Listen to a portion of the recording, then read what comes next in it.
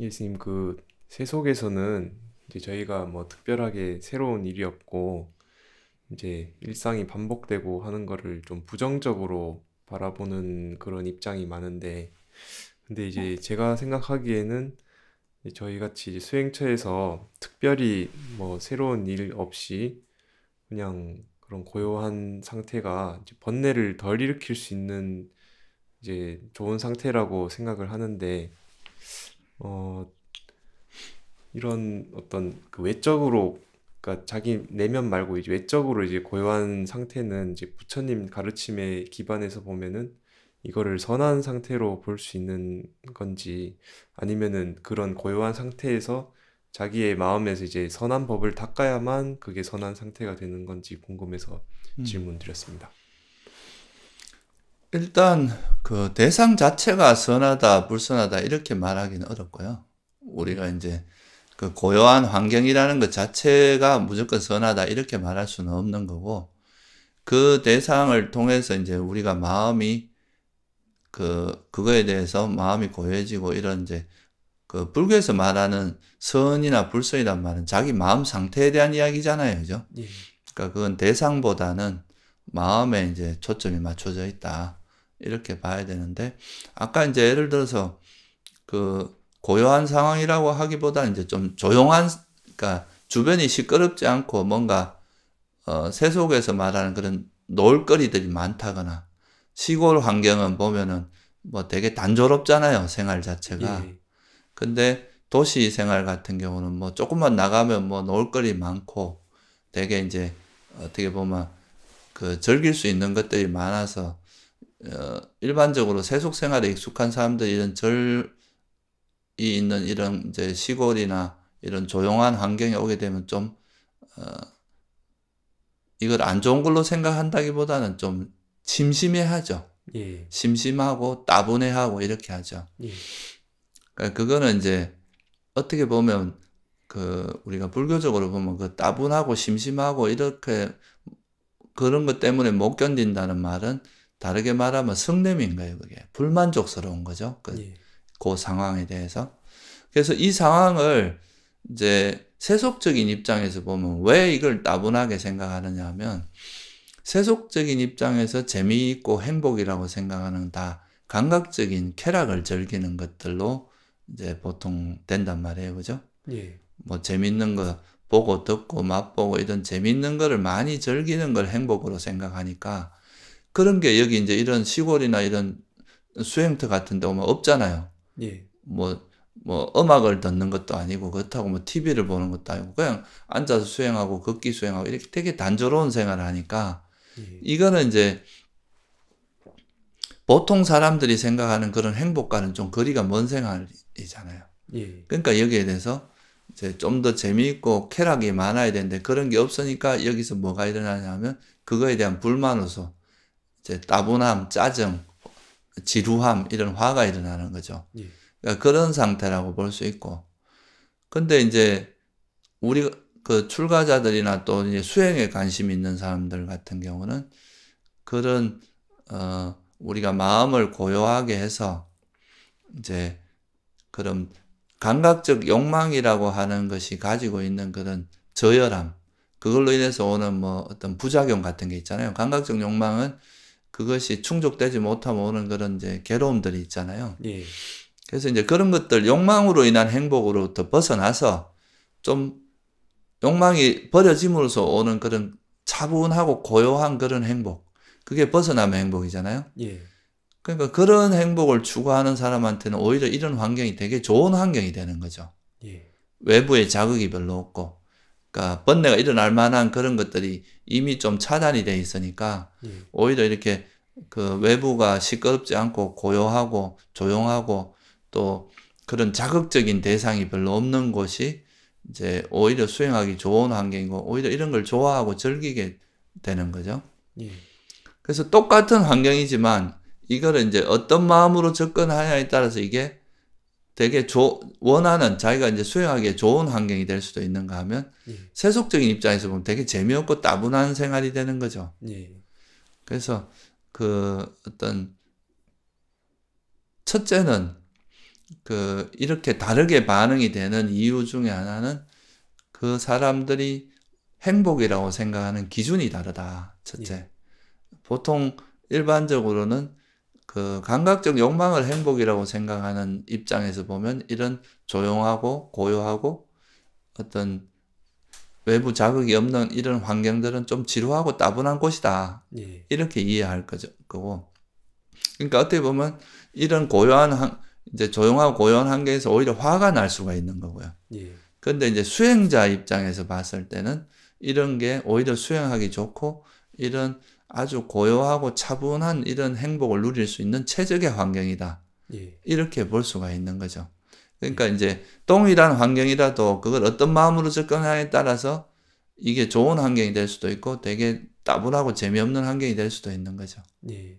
선생님, 근데 그러면 이제 세속을 그렇게 살아가는 사람이 그렇게 좀 따분하고 지루한다는 걸 알지만 그래도 뭐 그런 수행처에 가서 지내고 하는 게 이제 좋다고 하니까 나도 한번 노력을 해봐야겠다 해서 와가지고 어떻게 보면 이제 마음을 길들인다라고 표현할 수도 있는 건데, 이제 그런 사람이 따분함을 느끼지만 그래도 노력하는 것 자체를 그러면 그러니까 탐진치를 안 일으키려고 하는 그 자체도 좀 선한 법이라고 얘기할 예, 수 있는 거죠. 그렇죠. 당연히 그렇죠.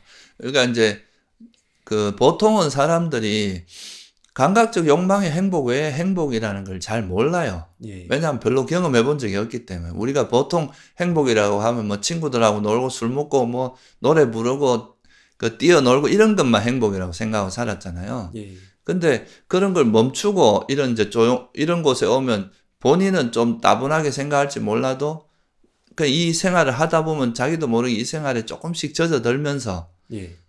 아, 맨날 이렇게 뭔가 자극적이고 이런 거를 할 때만 행복인 줄 알았는데 이런 곳에 수행터에 와서 조용하고 외부 자극도 없고 이렇게 또 여기 수행하는 사람들하고 같이 이렇게 좋은 마음으로 이렇게 지내다 보니까 이 자체가 굉장히 큰 행복이구나. 예.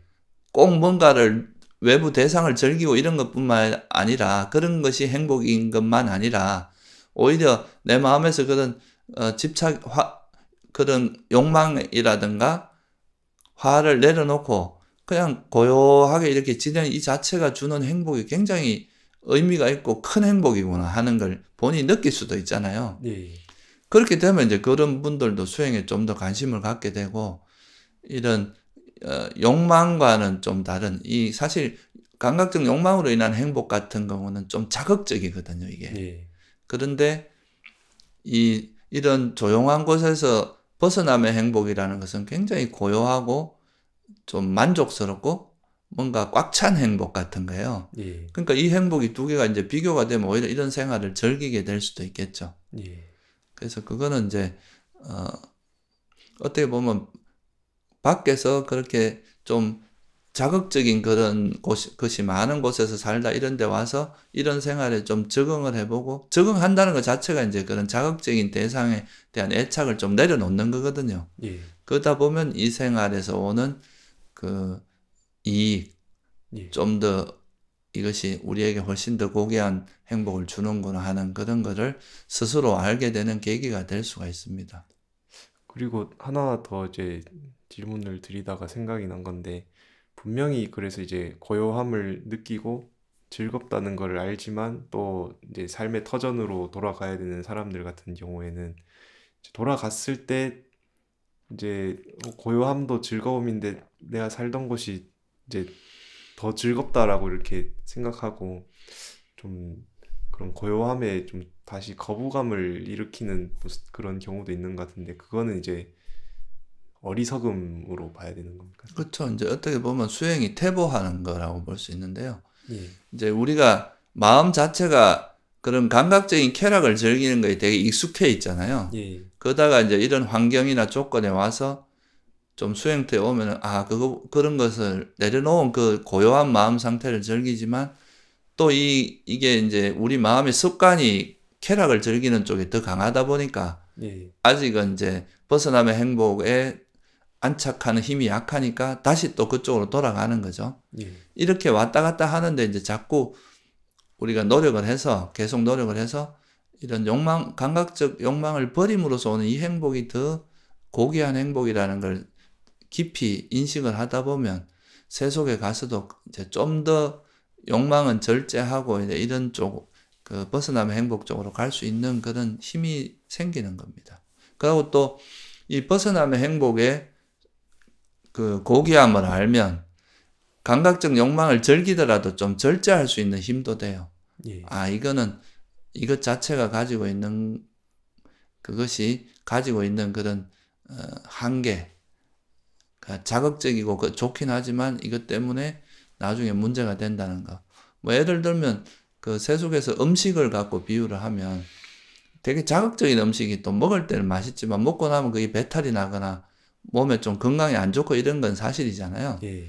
그런 것처럼 이 감각적인 행복이라고 하는 것도 되게 그 누릴 때는 좋지만 이걸로 인해서 오는 그 일종의 파장, 후폭풍 같은 게 괴로움이 훨씬 많이 유발할 수 있는 거라는 거. 예. 이런 걸 이해하면은 이제 좀 벗어남의 행복을 좀 더 안착하게 되는 거죠. 그래서 수행의 과정이 원래 그렇습니다. 처음에는 이제 감각적인 행복이 훨씬 우리가 익숙하기 때문에 예. 그 벗어남의 행복 쪽으로 이렇게 고요하고 이런 그 자극이 없는 그런 상태에서 즐기는 그런 행복에는 좀 약해요. 근데 점차 이제 이쪽에 익숙해지다 보면 오히려 감각적 욕망, 이런 자극적인 게 오히려 막 힘들어지고 피곤해지고 이런 마음 상태가 되는 거죠. 예. 그러다 보면 이제 이런 자극적인 행복은 좀 멀리하고 감각적인 행복은 멀리하고 오히려 고요하고 그런 편안한 행복을 더 좋아하고 즐기는, 그렇게 되면 이제 수행자로 어느 정도 전환됐다. 예. 수행자의 어떤 마음 상태로 많이 바뀌었다. 이렇게 볼 수 있는 거죠. 예. 감사합니다.